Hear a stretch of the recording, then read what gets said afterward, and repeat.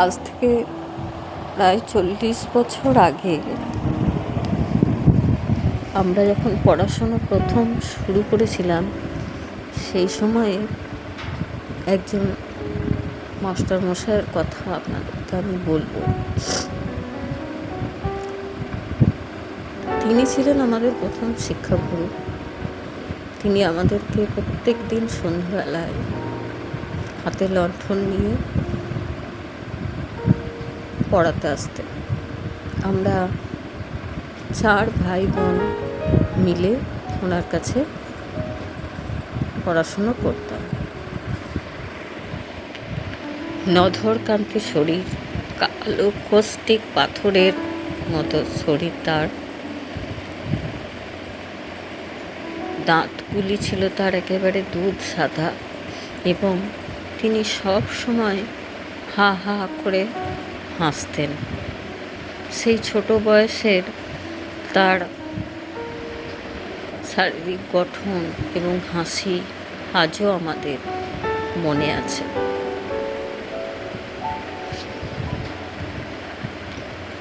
তিনি খুব একটা উচ্চশিক্ষিত ছিলেন না, কিন্তু তার পড়ানোর চেষ্টা বা নিষ্ঠা এত দিনে আমরা বুঝতে পারি। তখন আমরা অত বুঝতে পারতাম না। আমরা তার সঙ্গে বিভিন্ন রকম মজা করতাম, কিন্তু তিনি কিন্তু ছাড়ার পাত্র ছিলেন না। তিনি আমাদেরকে পড়া শেখাবেন এই রকমই চিন্তাভাবনা নিয়ে তিনি আসতেন, এবং ছলে বলে কৌশলে এরকম 4টে দুরন্ত বাচ্চাকে তিনি ঠিকভাবে পড়িয়ে নিতেন।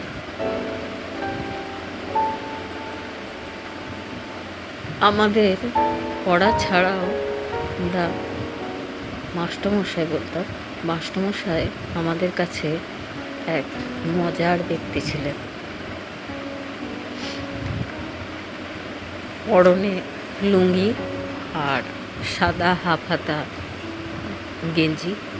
গরমের সময় মানে গ্রীষ্মকালে তিনি কোনো দিন খালি গায়েই আসতেন, আবার কোনো দিন হাত কাটা গেঞ্জি পরেই আসতেন।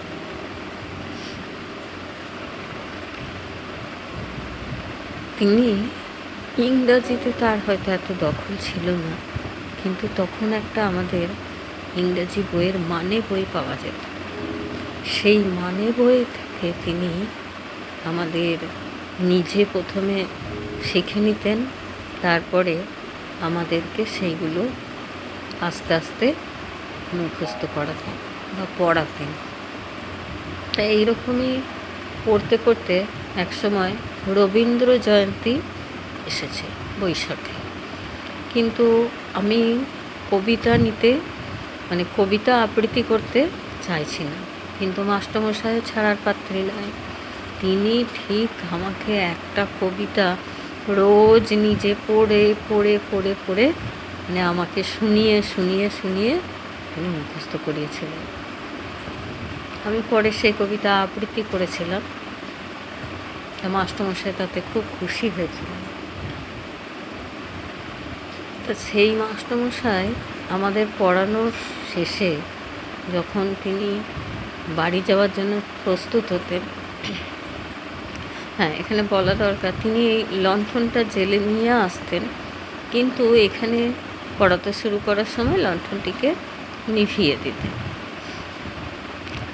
তা পড়ানো শেষ হয়ে গেলে তিনি আবার ওই লণ্ঠনটিকে জ্বালিয়ে নিতেন, আর সেই সময়ই আমাদের বদমাইশি বা দুষ্টুমি শুরু হতো। মাস্টারমশাই দেশলাই কাঠি দিয়ে লণ্ঠনটাকে জ্বাললেন, কাঁচটি যেই পড়াতে গেছে, আমার ওই বড় ভাই একটা ছিল, সে ফু দিয়ে লণ্ঠনটি নিভিয়ে দিল। মাস্টারমশাই প্রথমে কিছু বলতেন না, তিনি আবার লণ্ঠনটি জ্বালাবার চেষ্টা করতেন। এবার হয়তো তিনি দেশলাই কাঠিটি জ্বালবেন বলে দেশলাই বাক্সটি নিয়েছেন, অমনি আমার একটি ছোট ভাই সে হুস করে মিথ্যা করে বই দিয়ে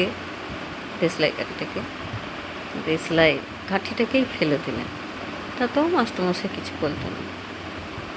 আমরাও ছাড়ার পারছি না, সবাই মিলে হি হি করে হাসছি আর ওই সবগুলো করছি।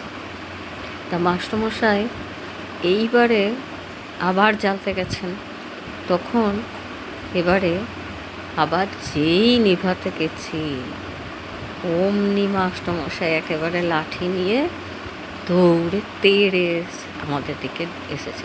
আর আমাদের তো হো হো করে হাসি। যাই হোক, মাস্টারমশাইকে এবার আমরা লণ্ঠনটি জ্বালতে হয়তো দিলাম। এইবারে মাস্টারমশাই নধরকান্তি চেহারা, আস্তে আস্তে উঠে দাঁড়ালেন। উঠে দাঁড়িয়ে এবার তিনি লণ্ঠনটি নিয়ে লাঠি হাতে যাবার জন্য প্রস্তুত হলেন। অমনি আমার ছোট ভাইটি হুড়মুড় করে এসে মাস্টারমশাইয়ের গায়ে পড়লেন। মাস্টারমশাই তো মোটা মানুষ, হুড়ুড় করে খানিকটা টাল সামলাতে না পেরে আগিয়ে গেলেন। ব্যাস, আমাদের হো হো করে হাসি আবার শুরু হলো। আর মাস্টারমশাই আমাদেরকে বিরক্ত বললেন, কে এরকম করছে? হ্যাঁ, তখন পরস্পর করলো। আমার ছোট ভাই বলল ও ঠেলে দিয়েছে, বড় ভাইকে বললো ও ঠেলে দিয়েছে, বড় ভাই আবার বললো না আমাকে দিদি ঠেলে দিয়েছে। আবার দিদি তখন বলল আরেকজন ভাইকে যে ও আমাকে ঠেলে দিয়েছিল। এইভাবে চলতে থাকলো, আর মাস্টারমশাই কিছুই করতে পারছেন না। এইবারে হয়তো উনি আবার যাবার জন্য আগিয়েছেন, আর সেই সময় হয়তো গিয়ে মাস্টারমশাইকে আবার ধাক্কা দিয়েছে আমার বড় ভাই। তখন মাস্টারমশাই আর রাগ সামলাতে না পেরে হুড়মুড় করে দৌড়ে এসেছেন। সেই দৌড়ানো দেখে তো আমাদের আবার আরও হো হো করে হাসতে লেগেছে। আর মাস্টারমশাই তত রেগে যেতেন, কিন্তু মাস্টারমশাই রেগে গেলেও আমাদেরকে কিন্তু খুবই স্নেহ করতেন। এতদিন ধরে মাস্টারমশাইয়ের কাছে পড়েছি, বর্তমানে হয়তো আমি এখন শিক্ষকতার সঙ্গে যুক্তও রয়েছি, কিন্তু মাস্টারমশাইয়ের মতো নিষ্ঠা, মাস্টারমশাইয়ের মতো চেষ্টা আমি কোনো শিক্ষককে পাইনি। এমনকি আমি নিজে শিক্ষক হয়েও ওই রকম ধৈর্য দেখাতে পারি না। ছেলেরা এটা সেটা বললে হয়তো বিরক্ত হয়ে যায় মাঝে মাঝে, আবার তাদেরকে কাছে ডেকে আদর করি, কিন্তু মাস্টারমশাইয়ের মধ্যে কোনো বিরক্তি ছিল না।